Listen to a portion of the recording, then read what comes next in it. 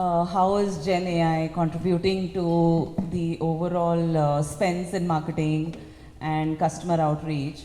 So AI has been around for a very long time, right? As far as I can see, almost a decade back. But I think ever since Chat GPT kind of made this whole search and everything so conversational, suddenly it took the world by storm. And now we have seen a lot of applications which are really transcending literally every vertical that we can address today. So today we have this room full of digital marketers, and it would be very pertinent to kind of understand from our esteemed guests here to really see what are the applications of AI, particularly the Gen AI stuff that they use in their day-to-day business and also in the long-term strategy. So my question to everyone here, Amit, you can go first, is which are the two areas of marketing or digital marketing, digital spends that you do, where you've really seen, a big influence creeping slowly into your spends, your strategy, not just short term, medium to long term as well? Thank you, Sonia. Firstly, I think we all know, and we would have been seeing people across last few years post the launch of ChatGPT. In fact, Meta had to scrap their metaverse project and invest funds in AI. So all the marketeers across the world and even scientists tell that probably AI is the next biggest invention after electricity, which can change the lives of people in a dramatic manner. All of us recognize that, right? The power of AI and what it can do. From a business perspective, I think I have been using AI for a personal use for a long time. After ChatGPT, I use Perplexity, I use ChatGPT for asking my questions. But from a business perspective, I think we still are at a nascent stage as far as our organization is concerned. We are trying for a few areas, and I'll explain. To give a context, Red Tag is a value fashion retailer with around 200 outlets in GCC markets. Primary business is in Saudi Arabia. That's our biggest market. And we are an omnichannel retailer, but the e-commerce revenue is sub 10%, right? Although it's growing faster. So, two things which we are looking at, which we feel AI will help us drastically, and right now we are doing pilot of that, so I don't know the results of that, but we are pretty confident. The first one being, as a marketer, the critical question everybody asks is, and we even know that if I spend $100, maybe 30 of it is wasted. But the problem is I don't know which 30%, right? Because the attribution is a challenge. Specifically coming to Red Tag's perspective, if I spend $10 on the e-commerce business, which I can clearly attribute on the digital marketing, I spend about $70-80 to drive foot traffic in my offline stores also. And there the attribution is a challenge. I can get information about reach, impression, views, etc. across my segments, but I don't know how much of that is converting to my store. Even the ads I put on Instagram, etc., we direct them to e-commerce because we can get that clear view. So one of the things which AI is, we are hopeful and AI will help us, is to make sense of people. We have a huge click stream data on our e-commerce asset, right? Because if there are 100 people coming in, maybe only 1 or 2 convert and purchase, but we have data of interest of 98 people. And many of them come as guests, not all of them come logged in. So how do I use that data and attribute how many of them actually came in my store and purchased? So that is one fundamental attribution we are trying to do through AI, and we are using Copilot as the Microsoft Copilot as one of the tools with one of our business partners. So that's one big challenge. It will help us attribute. So maybe I'll know that different channels I'm spending money on Google, Meta, Snapchat is also popular in Saudi Arabia. Which one of is getting me more feet? And if I can know that, I can attribute my assets in that platform. So that's one area we feel AI is helping. The other area is on the content side. So we do a lot of marketing using the traditional channels like SMS, WhatsApp, emailers, and notifications. And at the end of it, over years, the copies are becoming more common. It's the same amount of people who are thinking. With Gen AI, what we are getting is we can get quirky stuff what kind of content is more relevant from personalized segments. So that is what we're trying to do pilot. One of the interesting stuff, in again from the content side, which we're doing in emailers, is to try dynamic emailers. Or what I mean by dynamic is the content what the customer sees depends on who opens the content and when. So in retail we change our offers pretty frequently, specifically on e-com and even in stores. So if I send a mail, say on a Monday, and the customer opens the emailer on say Friday, by the time if my offer has changed, the customer should see the offer at that point of time. And depending on the customer persona, maybe it's a female or man or person who buys more kid stuff, we kind of show those creatives. So that is something which we are looking at from an AI perspective as an organization.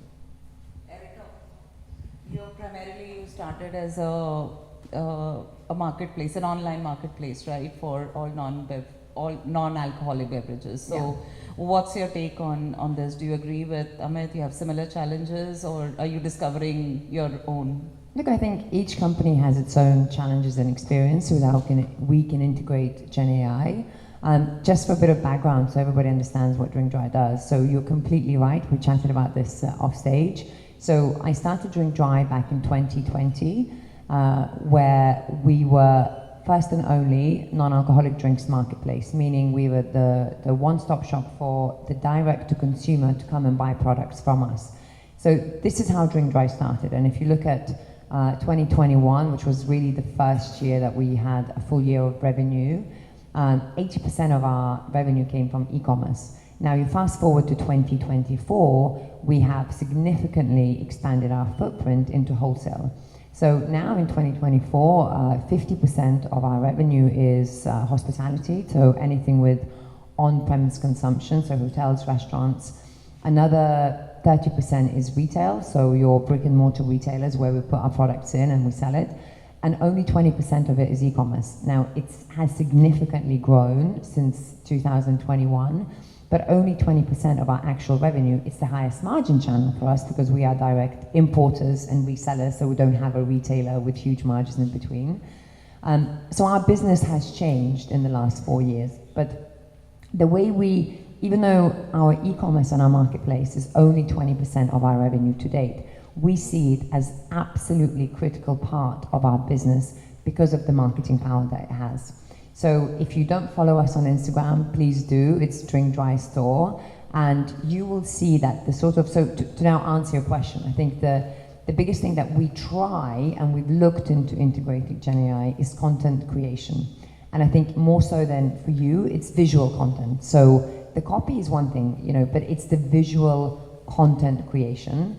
The challenge we had, or I suppose our strategy has always been to communicate very sincerely and very powerfully with our end consumer. So if you look on our Drink Dry store, there's a lot of content of me doing a lot of funny different reels. We really go after that human connection. So it's almost irrelevant what I'm selling to you today. You like watching the reels that we put out because they connect with you, they're funny, and then you go, I'll check what they're selling, right? So as the team has grown, when it was just me, the full grid would have been just me. But 4 years on, we're a team of 17 people, so we now use our own team for content creation. And that comes for different reasons. It's quicker, it's faster for us. If there's a new trend, a new reel that we need to create, viral is only a matter of hours. Something goes viral, you can only jump on that in the next 48, 72 hours.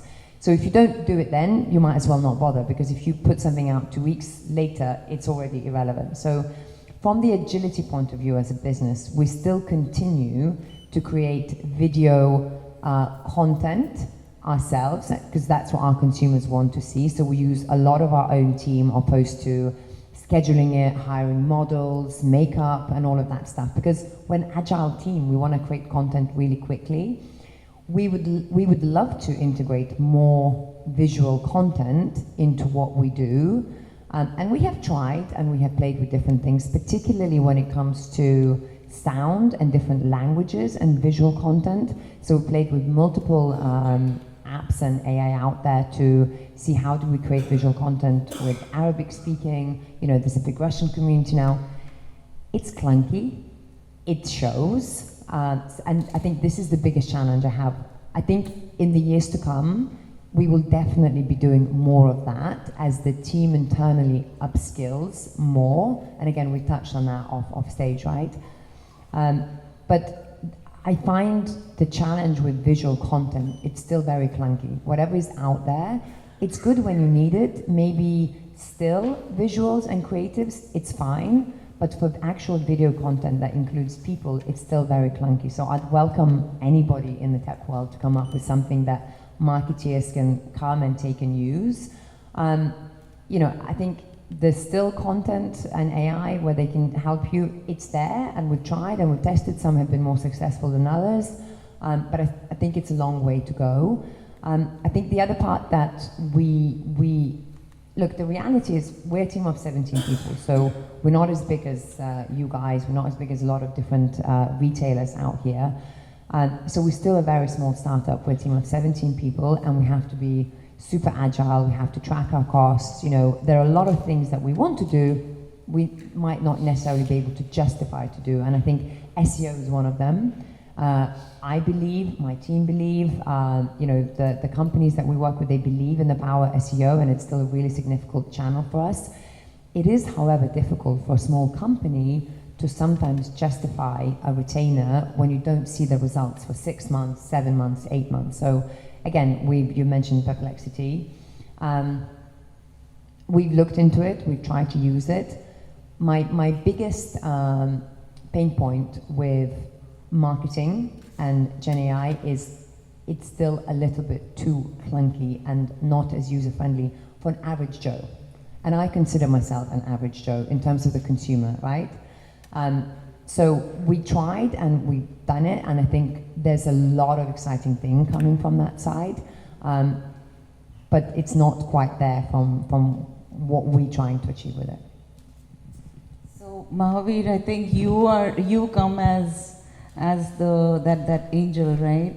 The savior, being the tech expert. So what are these different pieces of the tech involved which can help, you know, marketeers really get there? And we're talking about all different segments, right? We have Erika, who's just an average Joe, and then we have Amit, who's kind of, you know, getting into the more superior club of users. So how do you kind of break the technology down, you know, so that there are pieces of it available for people to consume, or marketers to consume, of different sizes? Yeah. And they could be different, right? There could be content, there could be data, like Amit was saying, lots and lots of clickstream data. How do you tie that together? I'm sure Erika would have, you know, will see this problem. How many impressions, what videos are getting consumed, by whom they're getting consumed. How do you make sense of all of that together? Yeah. Hi, I'm Mahaveer from Codila. I'm the enabler here. So the major place where I see that AI can be helpful or getting helpful now is understanding the customer behavior. So far, like, it became like the customer behavior looked like old scripts. Like, we don't even understand what we should get out of it. So now, just before I was talking to Matthew also, he was talking like, how do we understand the empty cart when the customer taking the product to the cart, or why they are seeing the product and keeping it back. So understanding the customer behavior, either it's a retail or understanding the customer behavior, even the e-commerce, is the very key. So if you could able to read it and able to interpret into some action items, that could be the key one. And that is where I think AI is getting better today. For example, one recent case study that I have seen is, there is a person, like, he uses polo t-shirts regularly for playing polo, but he is not using any loyalty points at all, right? But he is very regular customer. So AI has suggested, like, he's a regular customer, but he doesn't look like a loyalty. He doesn't like to use your loyalty. So try something better. So they said, okay, there's a new product comes. Do you like to try? So even consider that you're a woman, that you buy sugar product regularly, but you don't like to use the loyalty point. So when you say there's a new product comes and I want to give that exclusiveness, that will help. So not only getting the new customer, but capturing the current customer and giving them what they want and retaining them. This is where I feel AI is already helping a lot. And Second, I could say is the hyper personalization. Just to add top of what Amit says, it understands what time that you are opening the email, and every customer gets a different set of image based on the Firefly or the images which are tool that you use. That content that they get in the email. So usually we see email contents are something very old or like very standardized, or we'll go with 3 to 4 different email segments. But now, if you are having 15,000 customers in a day, all 15,000 customers get a different set of emails. I think these two aspects helps to business to retain the customers much better. And other thing to add, I feel today AI is not doing much to the SEO, because SEO is the one which gives the better ROI, better ROAS that we could say. But from that perspective, I always have that pain, like, because AI today is not solving the SEO problem. What it solves is understanding your ranking, gives the keyword research, and helps how to improve your content. But everything's not just the content. So you have your customer, whether your customer likes the product, what is your bounce rate, what's the click inside the website. So all these factors. But today SEO in AI is like very niche, only focus on the product, keywords or something. So that is a very early stage that we should see. Although I slightly differ in terms of the SEO, I mean, we are doing less of it, but what I know is that to improve your rating, the amount of multiple manifold content and blogs if you want to put, I think AI can help you draft that. So that's something area where they're working. But rightly put on the other technical like meta tags, all those areas they are not as good. Yeah. So they will help only in keyword search, ranking and competition. But the blogs to get inherent backlinks, I think that's a very wonderful. Generally, it works on the mass content, like creating the blogs or big descriptions. But see, consider like as a customer, when I see the website, it doesn't look interactive. Probably you can change the product image, or which image should come first. So today I open a Talabat or Karim. I'm a pure veg guy, but the image which it shows is the some chicken biryani or like some kebab, right? I will not even click that website, or I will not even click that restaurant. So everything should be off the website or like on the website. It should be AI driven. AI should choose which one to go. So my other partner is here. If I show paneer tikka to him, he will not even use the app at all. So that is the level of personalization or hyper personalization that we should use in every aspect of it. So all this complex stuff that you're talking about, right? I mean, AI will do this, AI will do that. The data will kind of just magically fall into place. I mean, at the end of the day, it doesn't happen magically, right? AI, it's artificial intelligence, right? Somebody has to feed that intelligence into that machine. And so, what kind of skill sets do you recommend people like Erika or Amit to look for? I mean, are we changing the way we recruit marketeers? Are we changing the way we upskill marketeers to analyze all this data? So, I mean, where are we going towards, right? So that's a real problem, right? I mean, we are all doing the stuff each day, but then you're saying AI will do the data, but I don't know how to train the data, right? What do we look for? Can I step in here and tell you like the challenges that we as the company have, and then you can, as a tech person, you can support me on what can be done. I think that you're absolutely right, and I was nodding my head when you said AI is artificial intelligence, right? So it needs to be harnessed by somebody to be excellent. You know, like you mentioned, AI has been around for a very long time. It's nothing new, but it's really since ChatGPT that everybody started using it for personal use. It is only as good as the prompts you give it. When everybody started using it at the beginning, it was, you know, I mean, the jokes and the comedy you had around it was brilliant. It's only as good as the person using it, right?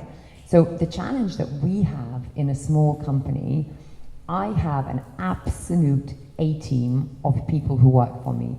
Whether it's marketeers, salespeople, admin, finance, an absolute A-team. And they are excellent what they do. They have acquired incredible skills over the last 10, 15 years. We're a relatively young team, so kind of nobody over 40, but they're absolute superstars in what they do. However, what you need, they don't have the required skill sets to harness AI yet. And as a small startup, we have a choice, and this is our chat, it's a dilemma that we have. Do we invest time, effort, money, resource into upskilling and training these people, Would I like to do that? Absolutely. Do I have the means, physical means to do that? Probably not. So what we at this moment in time choose to do is almost work with an intermediate between us. So we luckily work with EMAS Consulting, have done that for the last 4.5 years, and we have to, they're almost like a filter to us, right? They are techie, they understand the tech behind it, but they're also very understanding of how a startup runs, what are the challenges for real people to use it, you know. We'll go to conferences and we'll come across a new technology or a new app or a new platform, and we'll go, oh, this sounds brilliant, like this will save us so much time. And then actually we consult EMAS Consulting and they'll say, it's great, but you guys don't have the right skill set in your team yet to use that. What would suit you better is A, B, C, D. And then we look at those options. So at this moment in time, the challenge we have as a company who wants to use AI, we want to be more pragmatic, efficient, we want to do it.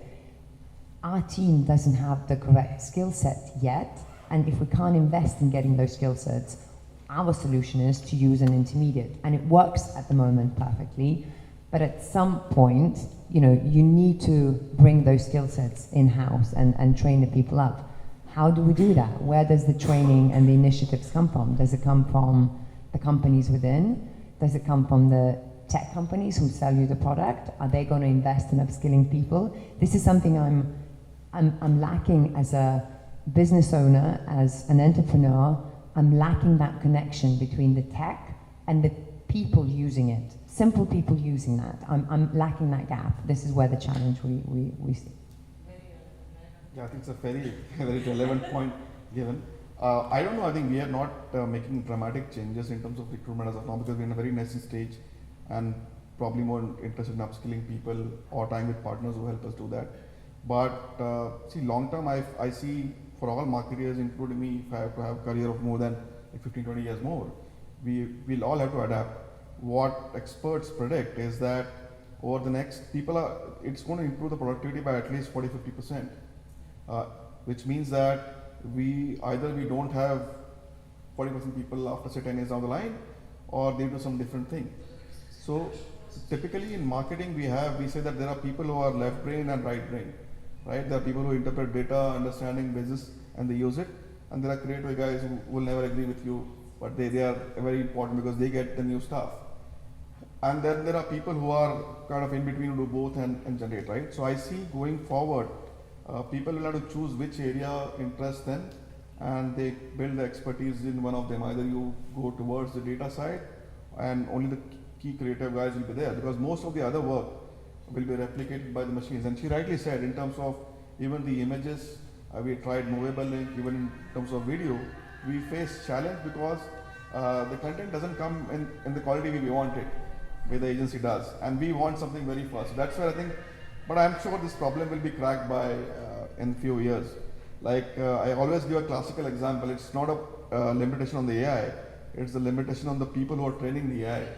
Because the classical example is if any of you have a small kid, say maybe 2-3 years, and you go on a road and tell the kid that, hey, this is a cat, and you see a black cat sitting there, and the child understands that's a cat. Next time, 4 days later, you're going and say there's a cat who is a white color but running, the child will still understand that's a cat. So human mind adapts that, but the AI will not understand. The size is different, the color is different. So we have to train the AI from multiple angles. That way, any machine needs to be trained for all use cases. And that's why you see whenever there's adaptation, sometimes they fail because the use cases are not imagined by people. We have many examples of banks, very frustrating experience with the AI. But I think this is going to get overcome in some years. Do you have any comments on that? No, I'm just worried like whatever. You think he's the hero, or you think he's the villain here? No, I'm just worried like whatever I thought of talking, like both of them are mostly covered. But see, my perspective, first I just want to say thing is like, what is the skill set to recruit? I think very shortly people will say, I want a AI certification to recruit for the marketers, right? So that is the, I don't see that it's a very far away. Like if you're a junior, you should at least know prompt engineering. If you're a senior marketing manager, obviously you should be knowing the proper Gen AI. If you're even more senior, you should know multiple AI, not only Gen AI. You should know the NLP, you should know the machine learning. Then you should know predicting and analysis data. So all these AIs that you should know, not Gen AI alone. Gen AI is for the juniors, for the people in the ground level to do the regular works. But when you go for the higher levels, that you should be knowing other AIs which is relevant for the marketing. And as he rightly said, right? See, very simple way, like how to untie this button. If you exactly train the AI, AI only do that. But if you just ask AI to learn and do, it will find 200 other ways to try this. But the 200 ways is your money in loss, that because it tries different campaigns. So if it is as easy as like when we say about untying the button, it is very easy to understand. But when you put that into various social medias and various campaigns, you are losing lots of money. So training and how much we train. So if you so much train, it will know only that one way, which means like if you give your complete customer persona, then it will focus only that persona. It doesn't even try to find out new persona. So AI will be here for long. We will, the right way to do is train as much as possible, then give little relaxation to find out new activities for it to do. Obviously, not to talk about tool, but how do we train it? Obviously, the more the training, the much better. So now most of the companies are moving towards the data lake, CDP, and trying to capture as much as data possible so that AI can give some more decision actions to them. I mean, just to add to it, we also have a CDP, and last 2.5 years we have implemented that. So we have a huge amount of data. We not only have transaction behavior, the feedback, all is mapped. So we believe the retailer is very rich, but I'm not able to make meaning out of it from a business perspective. So it's humongous. That's where we feel that AI can help, but as of now, I don't see a clear pathway towards that. I mean, right since I joined marketing, we always dreamt of having a segment of one, where every customer will be targeted based on their interest. And we feel AI can make us closer to it. But as of now, we don't see that happening in the very near future. Yeah, it takes time, like the data understanding, so it has to go segment by segment. Like we can't put everything in the day one, but probably let's take a very small part of it and try to use AI only for that specific segment. So then it can go. Obviously today AI is into the place where it can't take any decisions, or whatever decisions or tactical activity it comes doesn't help. It should do the ground level activities. It can read, it can create, generate, especially the Gen AI, but that logic or the decision should come from us. So I'll probably throw some questions to the audience. I'm sure. So we. So that's why I thought. We pick like about 2 to 3 questions from the audience. Yeah, I mean, there are a lot of e-com players here. We have a lot of retailers here. So maybe, we'd like to pick up your brains on any success stories where you've been able to kind of marry, whatever attributes you've collected online, because a lot of you have online presence. There is some e-com presence that every brick and mortar stores today have. But the challenge is, how do you marry that persona that you see on e-com? The guy walks into your store, how do you kind of connect the dots, right? How do you really bring out a better customer experience using these technologies of today? So anybody can answer that. Any success stories we have, we'd love to hear some of that. Or any other challenges, anything that that you've seen, technologies you've adopted at small scale, at large scale, that have worked or not worked.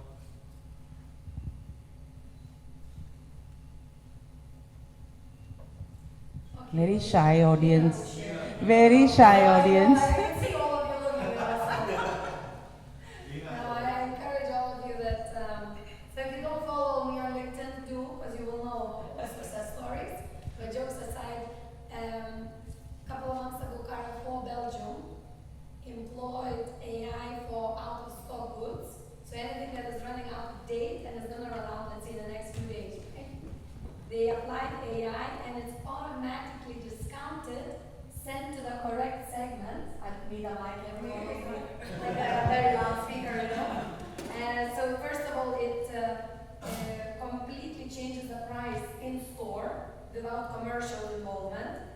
Secondly, it automatically sends all the CRM, whether it's a notification, email, WhatsApp, or whatever else you want, for the people that bought the product before, right? And thirdly, completely cut it, 80 hours a week for every store that you have on the ground, employees going and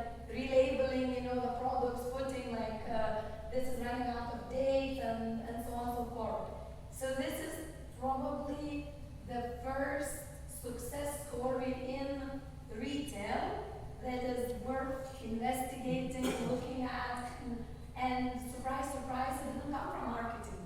It's not, like, because I think, and talking maybe to the executives, came to conclusion, and I kind of agree with them. It's like, in marketing, maybe we tend to think AI will solve it, right? But we are all very, very opinionated, and we read data differently. So, I agree that to teach the algorithm is very hard. While other guys, maybe across the pond just said, what? Enough of the marketing chat. How can we solve and what is actually happening in the store? Like a real problem, a real loss, and we can't sell it. We need to get rid of waste management. We need to solve the waste. We need to get some money back. We need to at least make some margin or break even. And then we need to cut labor costs because, in Europe, it's, hourly employees are very expensive. So the really, really success story, and for those of you that need more details, I posted about it a couple of days ago. So I think it's, for me, and I think probably work with a lot of you here, it's the first success story where it's worth looking in. So 2 points which caught my attention. One was what Erika mentioned about the skill sets, right? The investment on the skill sets. I think probably AI engineers are supposed to be one of the most sought after and the most well paid. So I think having internal skill sets is probably impossible for whether it's small or big company. I think it's only the Googles and the big companies who can actually manage and afford that. Number 2 is what Amit had said, right? The obesity of data, and we don't know what to do with that. I also represent a large group with around 45 brands, retail and consumer divisions, right? So there's a huge a huge amount of data which we can interpret, but we don't know exactly what to do with it, right? So my question is, say for example, to both of you, and probably Mahaveer also can chip in. How do you quantify the ROI? Because AI, it's an evolving process, right? It's nothing, you cannot say that, okay, A to B, it's already done. No, I think it's in the nascent stage, it's still in its infancy. So when you apply, how do you quantify the ROI? Let's say I'm going to spend this much, or let's say I'm feeding this much data to AI, and then it interprets and then give me some feedbacks in how to go about it. But when it comes to the ROI in terms of your top line revenues or your bottom lines, how well you can quantify it? I think a very interesting question you asked. And one of the ways we try to filter trend is not only idea from marketing, it came from across discussion with the management, is identify areas which can either drive productivity. So in terms of the content, we can say, for example, there are, like we have, every country we have people who speak Arabic, English, we have multiple campaigns. So 2 campaigns in each country, and there are 6 or 7 countries, so 14 campaigns, and then multiply. So to do that process takes, so maybe you have 2-3 people sitting back in India who structure those campaigns and system. So if AI can do that at a click of a button, can I get to do it only with one person only checking and doing it? So that's one way of doing in terms of productivity enhancement. The other, which is a more difficult question, and which we are trying to do in our company to understand, but we have not yet found a way, is, as you said, there's humongous amount of data, right? What kind of data should I first look for, that if it solves a problem, I can get more either revenue or improvement in bottom line? So for an e-commerce, there may be more conversion. So that's something we are not able to figure out dramatically. But if that challenge can be solved, then it can be justified. Right now, to be very frank, what we are getting is part of our partners who have incorporated those AI pilots. So it's a co-pilot, etc., which comes in our retainer, so there's no additional cost. But if I have to invest specifically for doing that, obviously I look at the amount of spend I do and the output comes. And that's a difficult question at this point of time. I think just to add the 2 comments that you made in the question, I think for me they're both linked. So one is, I believe it's a long-term investment. So a lot of businesses have to justify, I invested 10, what's my return on my investment? I want a 20, 11, 25.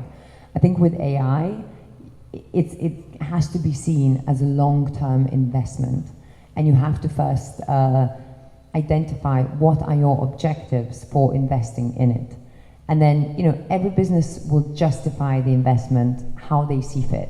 So it always comes from, whether you're a large corporate or small startup, if you want to do something and you believe it's the right thing for your business, you will find a way to justify it. We haven't found a way to measure it and to say, if I do this, this is the investment, what we get. Anything that we have invested in trying to integrate AI into our business, and I'm talking resources, people's time, meetings we had, trial and errors, all of that is an investment because you could be doing something else with your time. It has to be seen as a long-term investment into your business. Just like you said, there's no way without AI in the future. Now it's a choice. Maybe you do it, you don't do it. If you don't do it, it's fine. You're not going to go bankrupt. But in 5, 10, 15 years' time, you will have to do it. And like I mentioned earlier, I have an absolute A-team of people who are brilliant at their job. They don't have the skill set required in AI. Am I going to fire them? I am not. But when I'm recruiting somebody new, even now, I might ask for some sort of certification just to make sure I'm future-proofing my team to make sure they have it. But I think you have to see it as a long-term investment. And when you're making a long-term investment as a business, the return on your investment becomes secondary. You look at a bigger picture and the bigger objectives that you set out as a business.